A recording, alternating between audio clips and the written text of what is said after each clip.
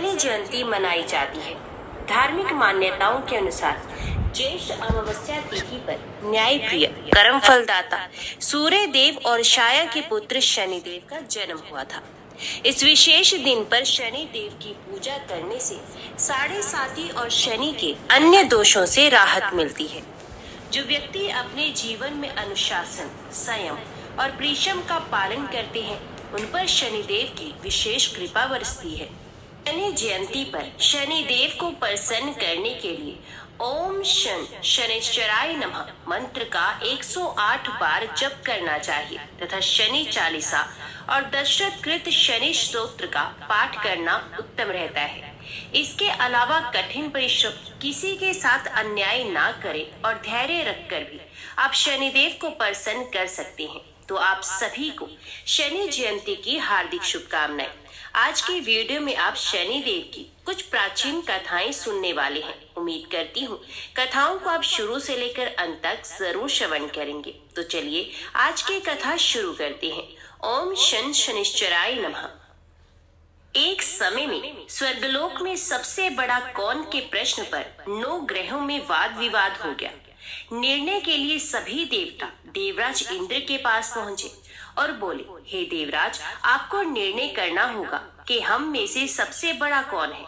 देवताओं का प्रश्न सुनकर इंद्र उलझन में पड़ गए। फिर उन्होंने सभी को पृथ्वी लोक में राजा विक्रमादित्य के पास चलने का सुझाव दिया।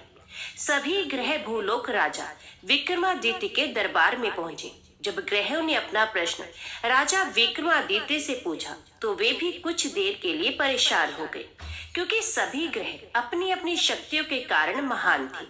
किसी को भी छोटा या बड़ा कह देने से उनके क्रोध के प्रकोप से भयंकर हानि पहुंच सकती थी।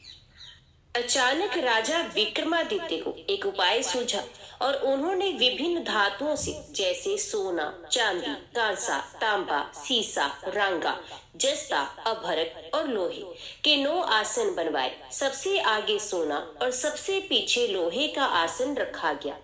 उन्होंने सभी देवताओं को अपने अपने आसन पर बैठने को कहा। उन्होंने कहा, जो जिसका आसन हो ग्रहण करे। जिसका आसन सबसे पहले होगा वे सबसे बड़ा तथा जिसका बाद में होगा वे सबसे छोटा होगा। चूंकि लोहे का आसन सबसे पीछे था, इसलिए शनि देव समझ गए कि राजा ने मुझे सबसे छोटा बना दिया है। इस निर्णय से शनि देव रुष्ट होकर बोले, हे राजा, तुमने मुझे सबसे पीछे बैठाकर मेरा अपमान किया है। तो मेरी शक्तियों से परिचित नहीं हो। सूर्य एक राशि पर 1 महीने रहते हैं, चंद्रमा 2 महीने 2 दिन तक, मंगल 1.5 महीने, बुध और शुक्र 1 महीने, बृहस्पति 13 महीने तक रहते हैं। लेकिन मैं किसी भी राशि पर 2.5 वर्ष से लेकर 7.5 वर्ष तक रहता हूँ। बड़े बड़े देवताओं को मैंने अपने प्रकोप से पीड़ित किया है। अब तू भी मेरे प्रकोप से सावधान रहना। इस पर राजा विक्रमादित्य बोले, जो कुछ भाग्य में होगा देखा जाएगा।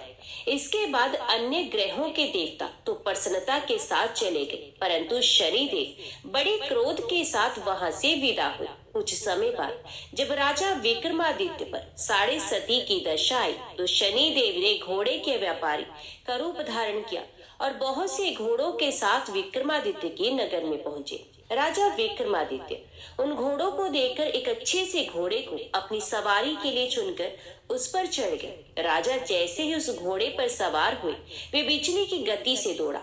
तेजी से दौड़ता हुआ घोड़ा राजा को दूर एक जंगल में ले गया और फिर वहां राजा को गिराकर गायब हो गया।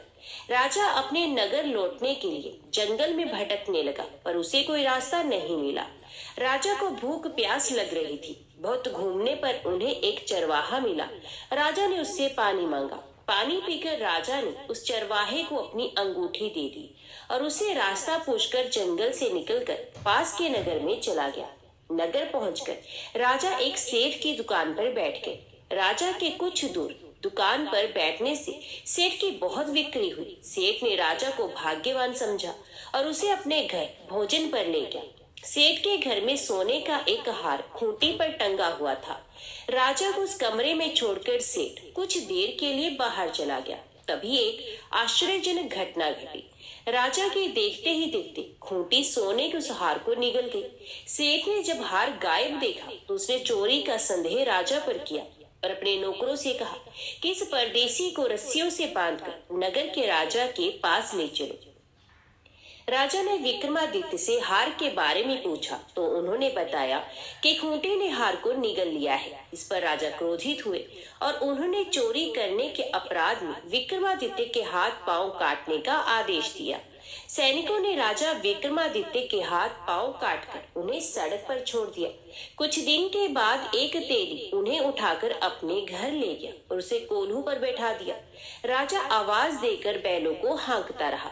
इस तरह तेली का बैल चलता रहा और राजा को भोजन मिलता रहा। शनि के प्रकोप की 7.5 पूरी होने पर वर्षा ऋतु प्रारंभ हुई। एक रात विक्रमादित्य मेघ मल्हार गा रहा था। तभी नगर की राजकुमारी मनभावनी रथ पर सवार होकर उस घर के पास से गुजरी। उसे मल्हार सुना तो उसे बहुत अच्छा लगा और दासी को भेजकर गाने वाले को बुला लाने को कहा। दासी लौटकर राजकुमारी को अपंग राजा के बारे में सब कुछ बता रही थी। राजकुमारी उसके मेघ मल्हार से बहुत मोहित हुई थी और सब कुछ जानते हुए भी उसने अपंग राजा से विवाह करने का निश्चय किया। राजकुमारी ने अपने माता पिता से जब ये बात कही तो वे हैरान रह गए। उन्होंने उसे बहुत समझाया पर राजकुमारी ने अपनी जिद नहीं छोड़ी और प्राण त्याग देने का निश्चय कर लिया। आखिरकार राजा रानी को विवश होकर अपंग विक्रमादित्य से राजकुमारी का विवाह करना पड़ा। विवाह के बाद राजा विक्रमादित्य और राजकुमारी तेली के घर में ही रहने लगे। उसी रात स्वप्न में शनिदेव ने राजा से कहा, राजा तुमने मेरा प्रकोप देख लिया, मैंने तुम्हें अपने अपमान का दंड दिया है। राजा ने शनिदेव से क्षमा करने को कहा और प्रार्थना की कि हे शनिदेव, आपने जितना दुख मुझे दिया है अन्य किसी को न देना। शनिदेव ने कहा, राजा मैं तुम्हारी प्रार्थना स्वीकार करता हूँ। जो कोई स्त्री पुरुष मेरी पूजा करेगा, कथा सुनेगा, जो नित्य ही मेरा ध्यान करेगा, चींटियों को आटा खिलाएगा, ये सभी प्रकार के कष्टों से मुक्त होता रहेगा तथा उसके सब मनोरथ पूर्ण होंगे। ये कहकर शनिदेव अंतर ध्यान हो गए। प्रातःकाल राजा विक्रमादित्य की आंख खुली तो अपने हाथ पांव देखकर राजा को बहुत खुशी हुई। उन्होंने मन ही मन शनिदेव को प्रणाम किया। राजकुमारी भी राजा के हाथ पांव को सही सलामत देखकर आश्चर्य में डूब गई। तब राजा विक्रमादित्य ने अपना परिचय देते हुए शनिदेव के प्रकोप की सारी कहानी कह सुनाई। इधर सेठ को जब इस बात का पता चला तो दौड़ता हुआ आया और राजा विक्रमादित्य के चरणों में गिरकर क्षमा मांगने लगा। राजा विक्रमादित्य ने उसे क्षमा कर दिया क्योंकि वे जानते थे कि ये सब तो शनिदेव के प्रकोप के कारण ही हुआ था।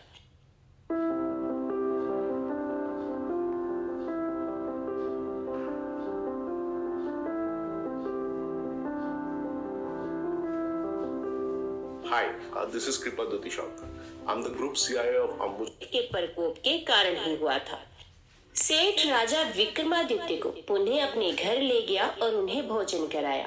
भोजन करते समय वहां एक आश्चर्य भरी घटना फिर से घटी। सबके देखते ही देखते उस खूंटी ने हार को उगल दिया। सेठ ने अपनी बेटी का विवाह भी राजा के साथ ही कर दिया और बहुत से स्वर्ण आभूषण धन आदि देकर राजा को विदा किया।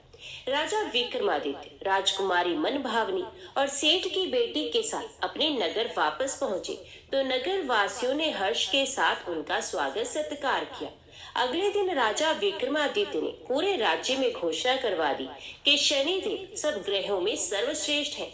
प्रत्येक स्त्री पुरुष शनिवार को उनका व्रत करे और व्रत कथा को अवश्य सुने। राजा विक्रमादित्य की घोषणा से शनिदेव बहुत प्रसन्न हुए। शनिवार का व्रत करने और व्रत कथा को सुनने से शनिदेव की अनुकंपा बनी रहती है और जातक के सभी दुख दूर हो जाते हैं। तो सब प्रेम से बोलो, शनिदेव महाराज की जय। एक बार नारद जी ने महादेव जी से पूछा, हे महादेव, शनिश्चर की दी हुई पीड़ा कैसे दूर होती है, ये मुझे बताइए।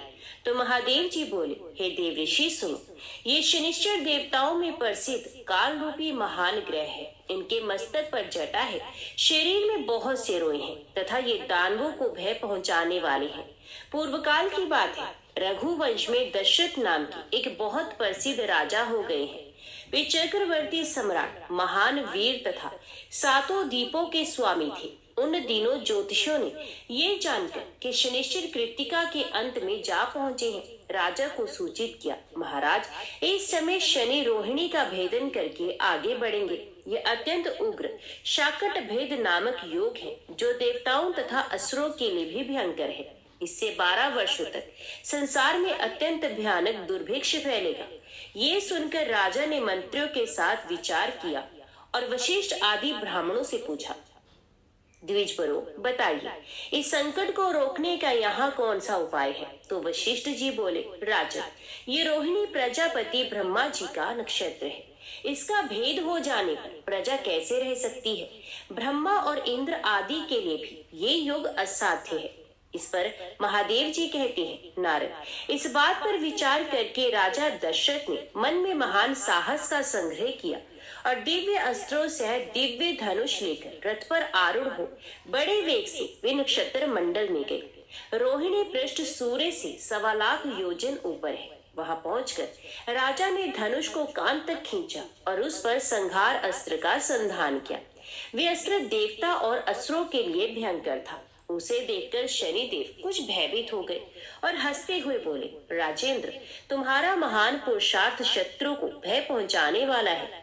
मेरी दृष्टि में आकर देवता, असुर, मनुष्य, सिद्ध, विद्याधर और नाग सब भस्म हो जाते हैं, किंतु तुम बच गए हो। अतः महाराज, तुम्हारे तेज और पौरुष से मैं संतुष्ट हूँ। वर मांगो, तुम अपने मन से जो कुछ चाहोगे उसे अवश्य दूंगा। तो दशरथ ने कहा, शनिदेव महाराज, जब तक नदियां और समुद्र हैं, जब तक सूर्य और चंद्र सहित पृथ्वी कायम है, तब तक आप रोहिणी का भेदन करके आगे न बढ़े, साथ ही कभी 12 वर्षों तक दुर्भिक्ष न रहे। शनिदेव बोले, तथास्तु। महादेव जी कहते हैं, ये दोनों वर पाकर राजा बड़े प्रसन्न हुए। उनके शरीर में रोमांच हो आया। वे रथ के ऊपर धनुष डाल हाथ जोड़ शनिदेव की इस प्रकार स्तुति करने लगे। दशरथ बोले, जिनके शरीर का वर्ण कृष्ण, नील तथा भगवान शंकर के समान है, उन शनि देव को नमस्कार है। जो जगत के लिए काल अग्नि एवं कृतांत रूप है, उन शनेश्वर को बारंबार नमस्कार है। जिनका शरीर कंकाल है तथा जिनकी दाढ़ी, मूछ और जटा बड़ी हुई है, उन शनिदेव को प्रणाम है। जिनके बड़े बड़े नेत्र, पीठ में सटा हुआ पेट और भयानक आकार है, उन शनेश्वर देव को नमस्कार है। जिनके शरीर का ढांचा फैला हुआ है, जिनके रोए बहुत मोटे हैं, जो लंबे चौड़े किंतु सूखे शरीर वाले हैं तथा जिनकी दाढ़ें काल रूप है, उन शनिदेव को बारंबार प्रणाम है। शनेश्वर, आपके नेत्र खोखले के समान गहरे हैं, आपकी ओर देखना कठिन है। आप घोर, रौद्र, भीषण और विकराल हैं, आपको नमस्कार है। बलिमुख, आप सब कुछ भक्षण करने वाले हैं, आपको नमस्कार है। सूर्य नंदन, भास्कर पुत्र, अभय देने वाले देवता, आपको प्रणाम है। नीचे की ओर दृष्टि रखने वाले शनिदेव, आपको नमस्कार है। समर्थक, आपको प्रणाम है। मंद गति से चलने वाले शनेश्वर, आपका प्रतीक तलवार के समान है, आपको पुनः पुनः प्रणाम है। आपने तपस्या से अपने देह को दग्ध कर दिया है। आप सदा योग अभ्यास में तत्पर, भूख से आतुर और अतृप्त रहते हैं, आपको सदा सर्वदा नमस्कार है। ज्ञान नेत्र, आपको प्रणाम है। कश्यप नंदन सूर्य के पुत्र शनिदेव, आपको नमस्कार है। आप संतुष्ट होने पर राज्य दे देते हैं और रुष्ट होने पर उसे तत्क्षण हर लेते हैं। देवता, असुर, मनुष्य, सिद्ध, विद्याधर और नाग, ये सब आपकी दृष्टि पड़ने पर समूल नष्ट हो जाते हैं। हे देव, मुझ पर प्रसन्न हुई, मैं वर पाने के योग्य हूँ और आपकी शरण में आया हूँ। महादेव जी कहते हैं, नारद, राजा की इस प्रकार स्तुति करने पर ग्रहों के राजा महाबलवान सूर्य पुत्र शनिश्चर बोले, उत्तम व्रत के पालक राजेंद्र, तुम्हारी इस स्तुति से मैं संतुष्ट हूँ। रघुनंदन, तुम इच्छा अनुसार वर मांगो, मैं तुम्हें अवश्य दूंगा। तो दशरथ बोले, हे सूर्य नंदन, आज से आप देवता, असुर, मनुष्य, पशु, पक्षी तथा नाग किसी भी प्राणी को ना पीड़ा दे। शनि ने कहा, राजन, ए देवता, असुर, मनुष्य, सिद्ध, विद्याधर और राक्षस, इनमें से किसी के भी मृत्यु स्थान, जन्म स्थान अथवा चतुर्थ स्थान में मैं रहूं तो उसे मृत्यु का कष्ट दे सकता हूँ, किंतु जो श्रद्धा से पवित्र और एकाग्रचित हो, मेरी लोहमय सुंदर प्रतिमा का शमी पत्रों से पूजन करके तिल मिश्रित उड़द, भात, लोहा, काली गो या काला वृष, ब्राह्मण को दान करता है तथा विशेष मेरे दिन को इस स्तोत्र से मेरी पूजा करता है, पूजन के पश्चात भी हाथ जोड़कर मेरे स्तोत्र का जप करता है, उसे मैं कभी भी पीड़ा नहीं दूंगा। गोचर में, जन्म लगन में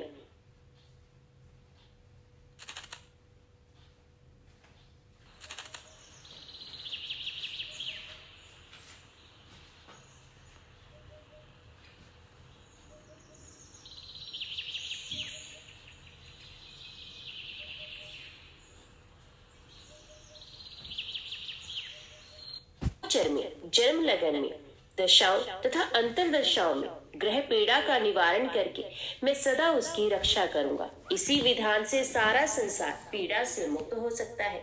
रघुनंदन, इस प्रकार मैंने युक्ति से तुम्हें वरदान दिया है। नारद, वे तीनों वरदान पाकर उस समय राजा दशरथ ने अपने को कृतार्थ माना। वे शनिश्चर को नमस्कार करके उनकी आज्ञा लेकर रथ पर सवार हो बड़े वेग से अपने स्थान को चले गए। उन्होंने कल्याण प्राप्त कर लिया था। जो शनिवार को सवेरे उठकर स्तोत्र का पाठ करता है तथा पाठ होते समय जो श्रद्धा पूर्वक इसे सुनता है, वे मनुष्य पाप से मुक्त होकर स्वर्गलोक में प्रतिष्ठित होता है। तो सब प्रेम से बोलो, शनिदेव महाराज जी की जय। शिव पुराण के कथा के अनुसार एक समय शनिदेव भगवान शंकर के धाम हिमालय पहुंचे। उन्होंने अपने गुरुदेव भगवान शंकर को प्रणाम कर उनसे आग्रह किया, हे प्रभु, मैं कल आपकी राशि में आने वाला हूँ, अर्थात मेरी वक्र दृष्टि आप पर पड़ने वाली है। शनिदेव की बात सुनकर भगवान शंकर हतप्रभ हो गए और बोले, हे शनिदेव, आप कितने समय तक अपनी वक्र दृष्टि मुझ पर रखेंगे? तो शनिदेव बोले, हे नाथ, कल 1.25 पहर के लिए आप मेरी वक्र दृष्टि पर रहेंगे। शनिदेव की बात सुनकर भगवान शंकर चिंतित हो गए और शनि की वक्र दृष्टि से बचने के लिए उपाय सोचने लगे। शनि की दृष्टि से बचने हेतु अगले दिन भगवान शंकर मृत्यु लोक आए। भगवान शंकर ने शनिदेव और उनकी वक्र दृष्टि से बचने के लिए एक हाथी का रूप धारण कर लिया। भगवान शंकर को हाथी के रूप में 1.25 पहर तक का समय व्यतीत करना पड़ा तथा शाम होने पर भगवान शंकर ने सोचा, अब दिन बीत चुका है और शनिदेव की दृष्टि का भी उन पर कोई असर नहीं होगा। इसके उपरांत भगवान शंकर उन्हें कैलाश पर्वत लौटाए। भगवान शंकर प्रसन्न मुद्रा में जैसे ही कैलाश पर्वत पर पहुंचे, उन्होंने शनिदेव को उनका इंतजार करते पाया।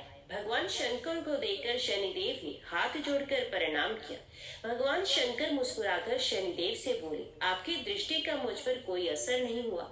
ये सुनकर शनिदेव मुस्कुराए और बोले, मेरी दृष्टि से ना तो देव बच सकते हैं ना ही दानव, यहाँ तक कि आप भी मेरी दृष्टि से बच नहीं पाए। ये सुनकर भगवान शंकर आश्चर्यचकित रह गए।